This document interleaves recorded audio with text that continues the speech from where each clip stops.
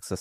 মানুষকে বুঝাইতে পারছি যে আমি একজন খামারি বা আমি একজন কৃষক। আমাকে যখন ইঞ্জিনিয়ারিং ইনস্টিটিউটে একটা প্রোগ্রাম ছিল, তখন সবাই মানে নিজেদের পরিচয় দিচ্ছিলেন।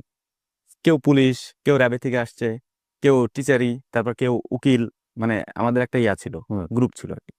আমাকে যখন ডাকা হইলো, তখন আমি এত পরিচিত না কোথাওই। আর মানুষ তখন আমার চিনত না। যখন আমি বললাম যে আমি একজন কৃষক, রাখাল, তো দেখলাম যে সবাই একটু স্তব্ধ।